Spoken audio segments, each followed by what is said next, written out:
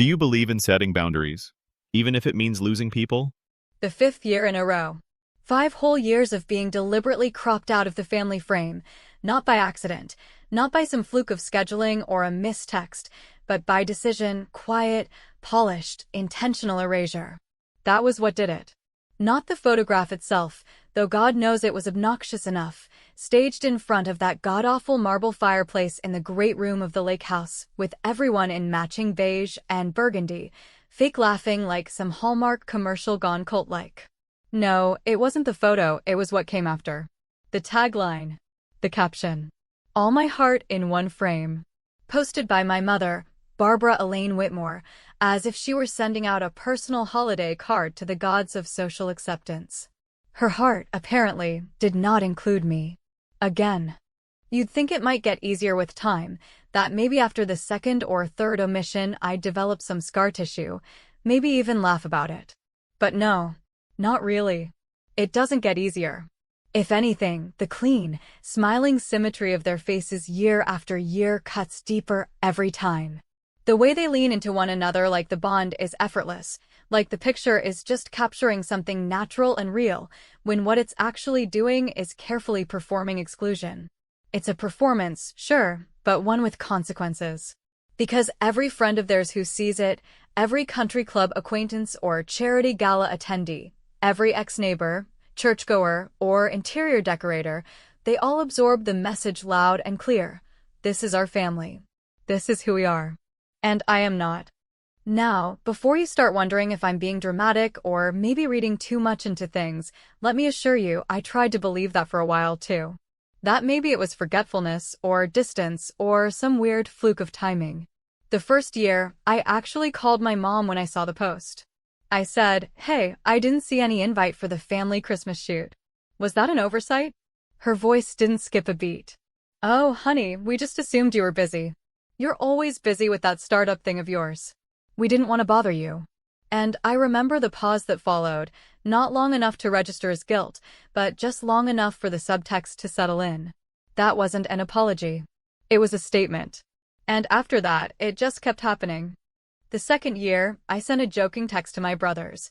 "Hey, y'all forget I exist again, or are you photoshopping me in later?" David responded with a meme.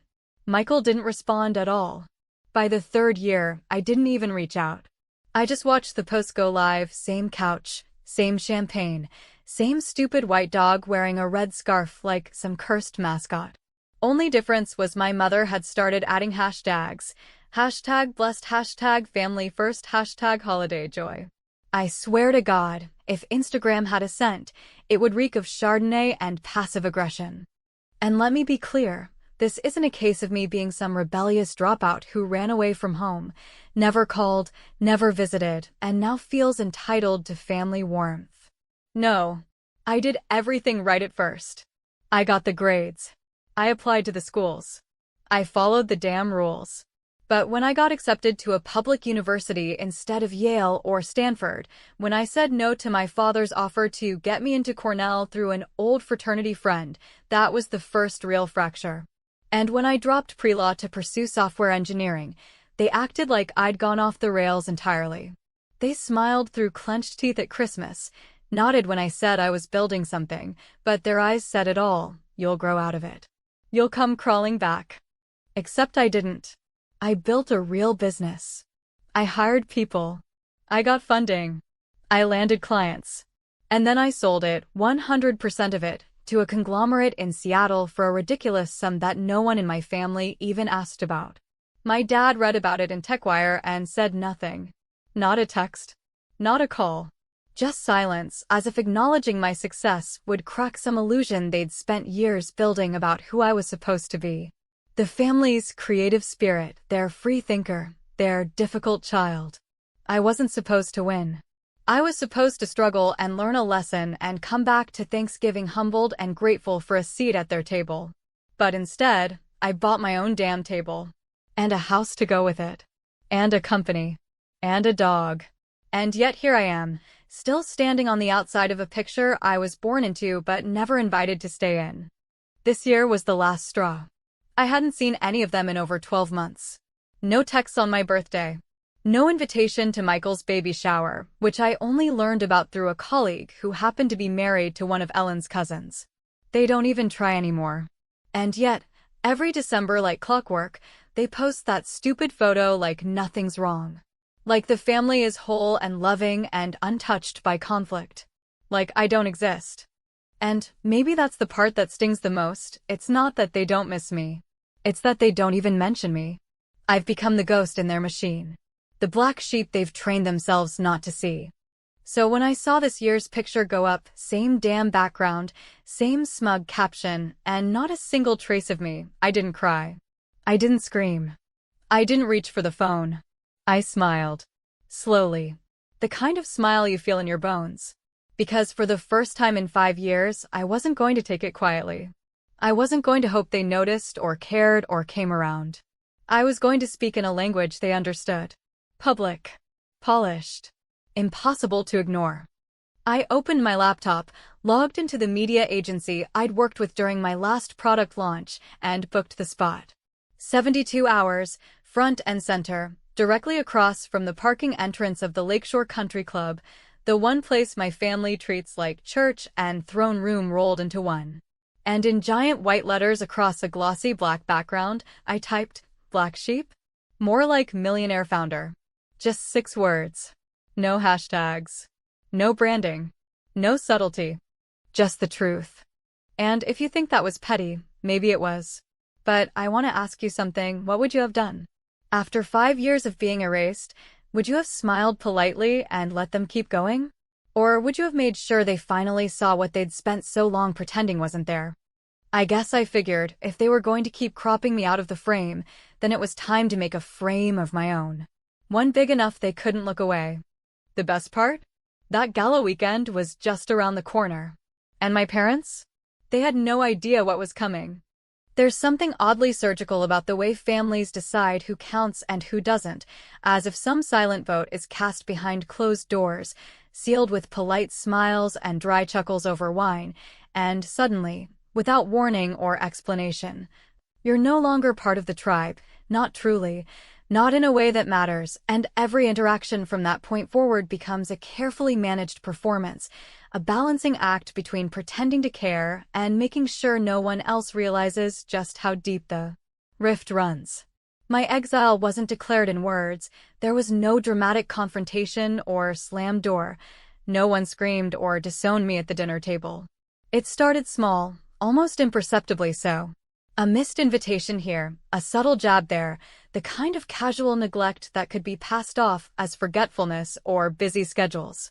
And like any good daughter still craving approval, I tried to brush it off, tried to stay gracious and hopeful, but the truth is, by the time they stopped pretending I mattered, I had already learned how to live without their approval. I was 20 when I first realized I wasn't going to live up to the Whitmore family standard, which, to be fair, was never explicitly outlined, but was understood by everyone nonetheless, unspoken rules dressed in cable knit, reinforced by legacy expectations and old money manners. My brothers, Michael and David, understood the playbook without ever needing it explained. They went to the right schools, joined the right fraternities, majored in things like finance and business management, wore navy blazers and boat shoes without irony, and spoke in the confident tone of people who had never truly failed. I, on the other hand, had been a disruption from the start, too loud, too curious, too disinterested in their quiet games of polite ambition and predictable outcomes. When I turned down the Ivy League route, despite decent grades and a family friend willing to help nudge things along, and instead chose to attend a state school with a strong computer science department and zero prestige, the confusion in my parents' eyes wasn't about my decision-making. It was about my disinterest in playing the game they had designed for me before I could walk. My father, Franklin, looked at me across the breakfast table the morning I told him and said, "You'd rather code than study law," as if I had just confessed to joining a traveling circus. My mother, Barbara, clutched her teacup like it might shatter, then simply said, "Well, I hope you know what you're doing," in the kind of tone that already decided I didn't. But I did. I knew exactly what I was doing. The thing about building something on your own, truly from scratch, is that you become familiar with the weight of your own decisions, and that weight shapes you in a way that comfort never could. I started freelancing as a web developer during my sophomore year, building terrible websites for terrible clients, working on campus Wi-Fi and coffee shops, sleeping 4 hours a night, and waking up to emails that asked for just a few small changes. That would consume my entire weekend.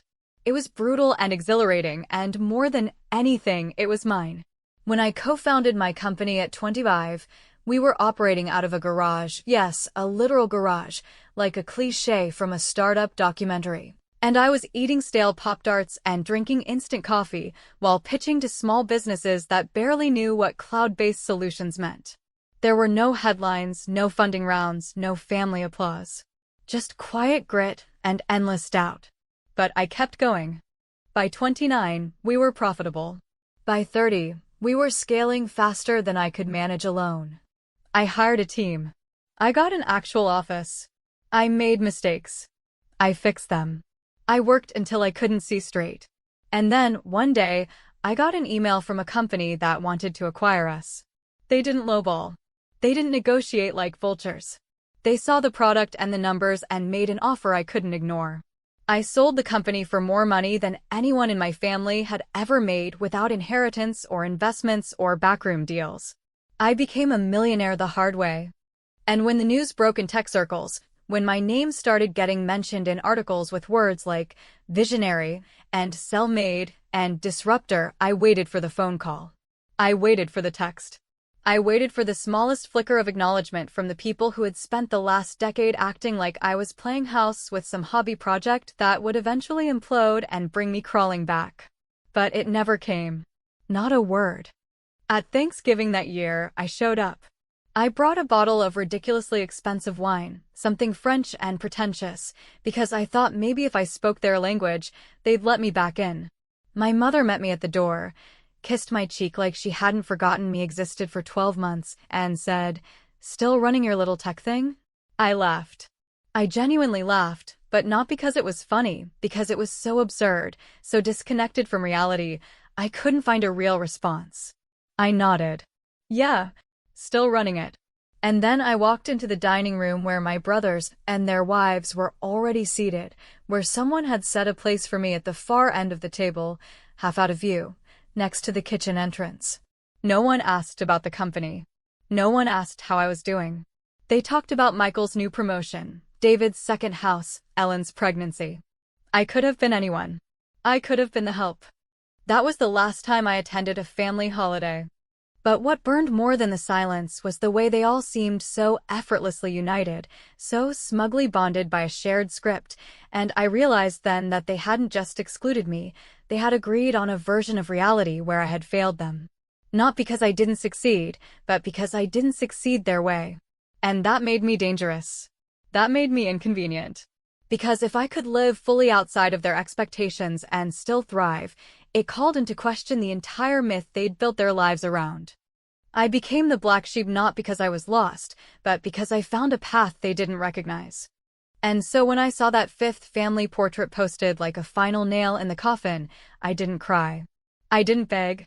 I didn't spiral. I planned. Because being excluded is painful, yes, but it's also clarifying. It tells you exactly where you stand.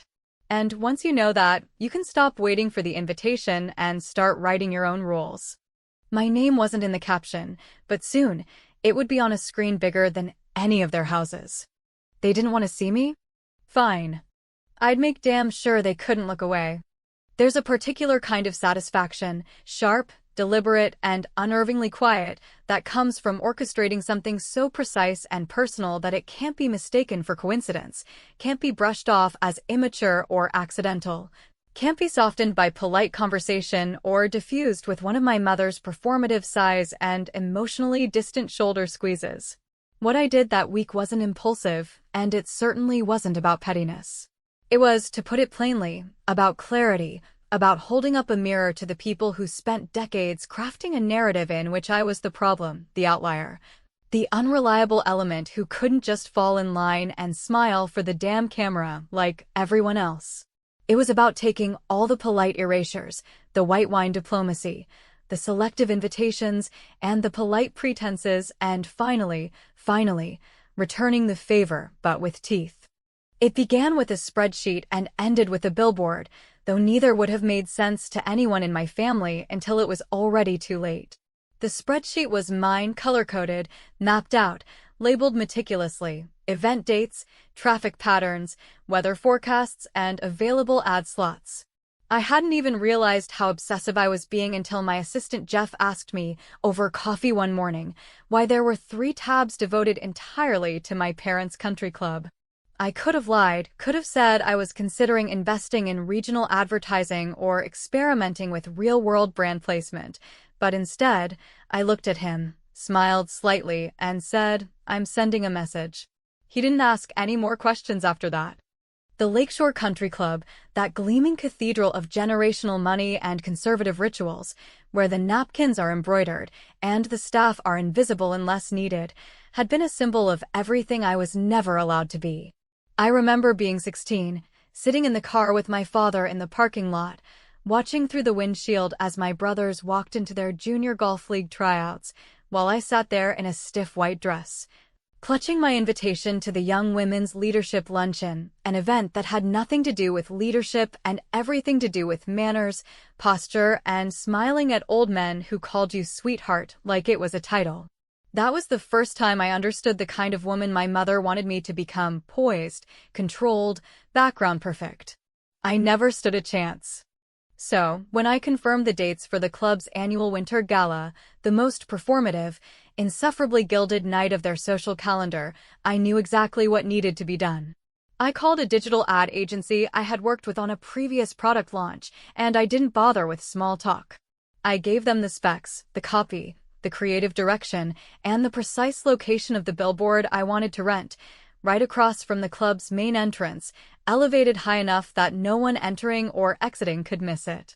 I gave them my preferred font: sleek, bold sans serif, modern but not aggressive, and told them I wanted it on a solid black background, clean and direct. No logos, no distractions, just one photo and a message. The photo I chose was taken 6 months earlier, during a press shoot following the acquisition.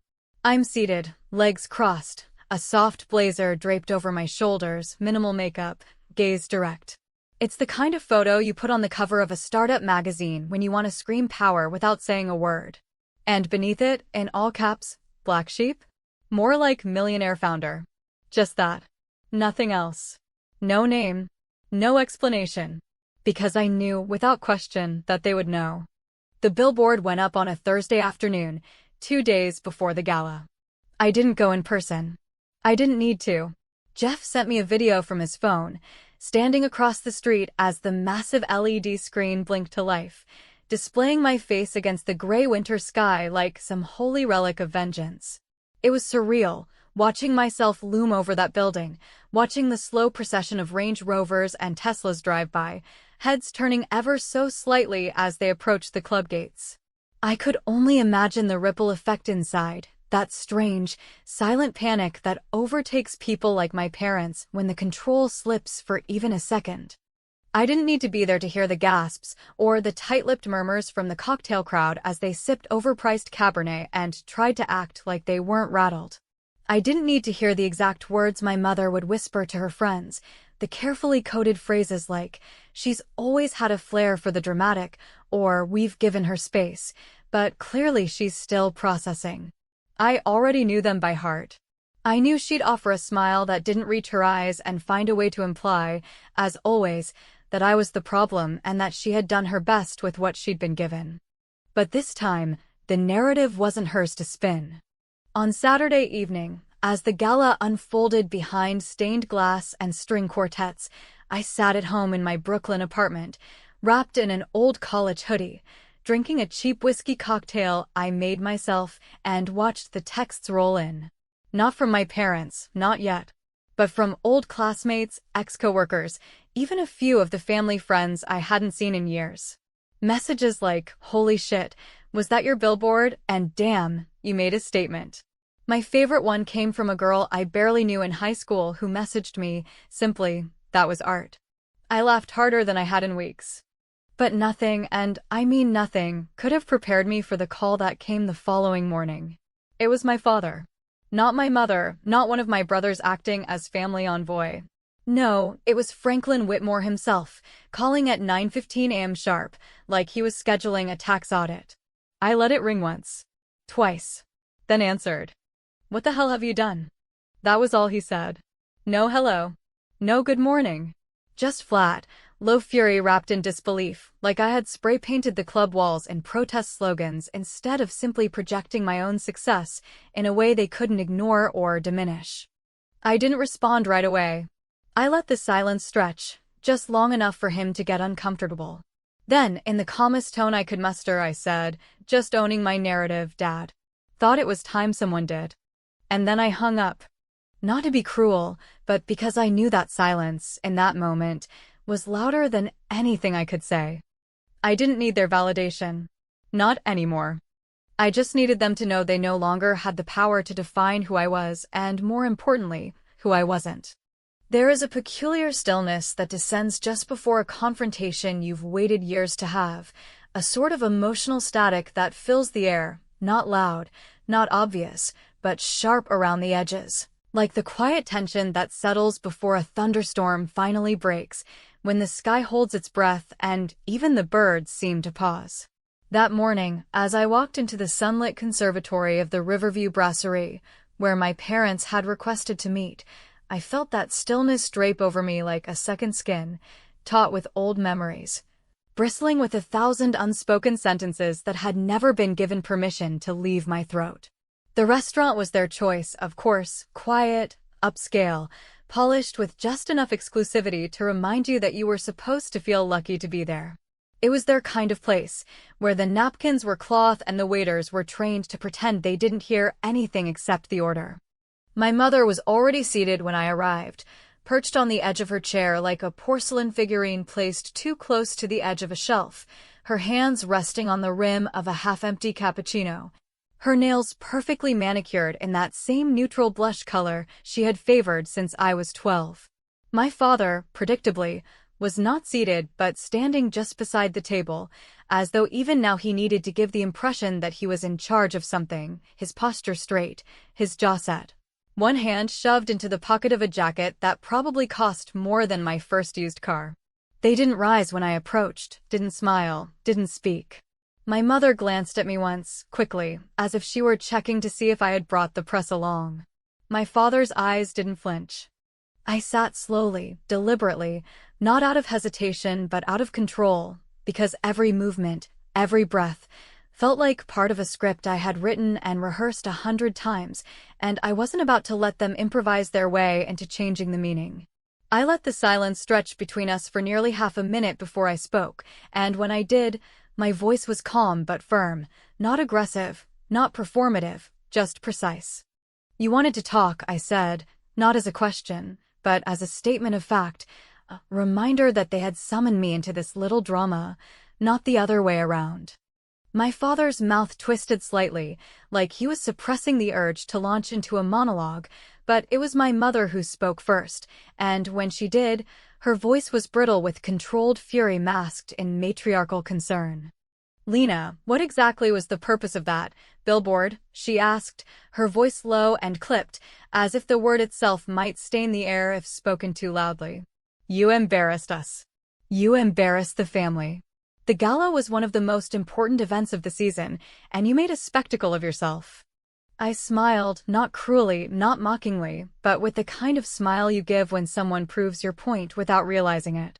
Because here she was, finally talking to me directly after years of evasive silences and condescending distance, and the first thing she said was not, "Are you okay?"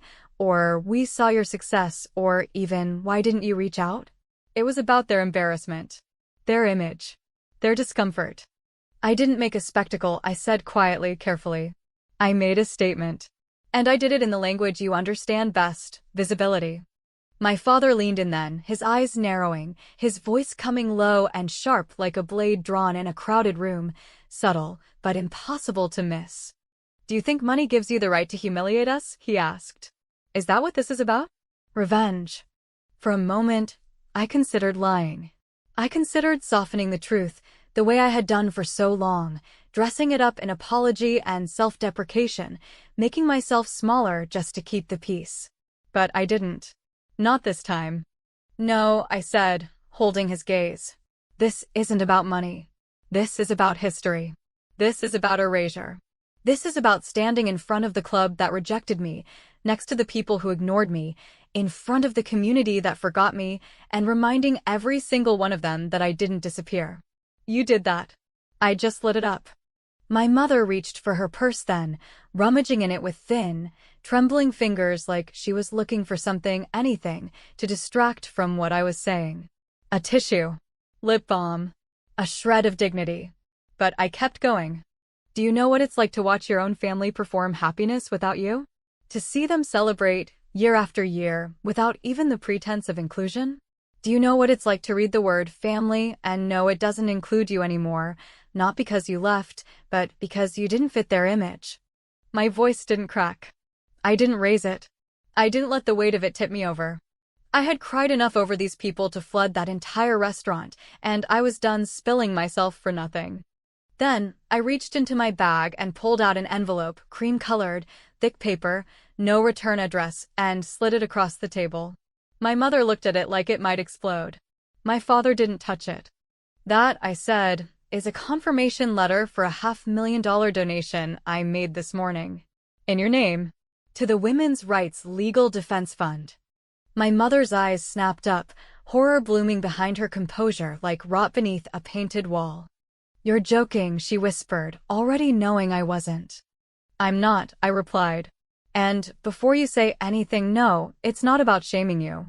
It's about realigning the narrative. You wanted a daughter who stayed quiet, who played nice, who bent herself into a shape you could be proud of. Instead, you got me. And I think I turned out just fine. The silence that followed was cavernous. Not angry. Not reactive. Just stunned. Like someone had walked into their perfectly curated life and rearranged all the furniture while they were sleeping. My father stood first. Not abruptly, not in a show of rage. Just stood, stiff and slow, like his body needed to retreat before his pride could collapse in public.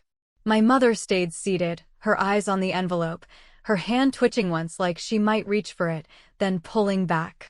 When I stood to leave, neither of them said a word. I didn't expect them to. But later that night, as I sat in my apartment with the city lights flickering beyond the windows and my email inbox pinging with articles and photos from the gala, I received a text from an unknown number. It read, "That was cold, Lena. But damn, you finally got him." There was no name. But I didn't need one. I knew it was Michael. And I knew, for the first time in my life, that I had done something not just unforgettable, but undeniable. There is a strange, almost eerie quiet that settles in the homes of people who have built their lives around the illusion of perfection, a kind of manufactured silence that doesn't feel peaceful, but instead feels like something tightly wound and barely breathing. Like the air itself has agreed not to speak out of fear it might betray the curated calm.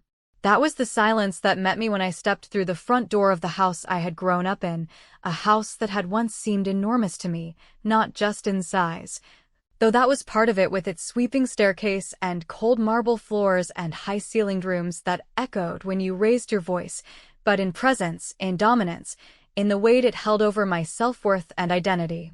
The Whitmore house, with its sterile decor and pristine white furniture that children weren't really supposed to sit on, was not a place built for comfort or joy or spontaneity. It was a stage, and every object inside it was a prop in a performance, meant to project elegance, tradition, and order. They weren't home, of course, not after the billboard, not after the brunch, not after the donation letter that had gone viral in certain social circles where causes were chosen less for impact and more for their cocktail party controversy.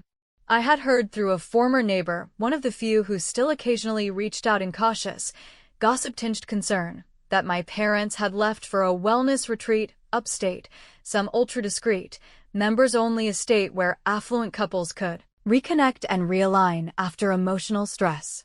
I didn't care. Their absence suited me perfectly. I hadn't planned to come here, not initially. But something had shifted in me after that brunch, something I couldn't quite name. It wasn't closure, no, I wasn't naive enough to believe in something so clean, but it was something quieter, deeper, maybe even heavier, like realizing that the thing you've been chasing your entire life was never real to begin with.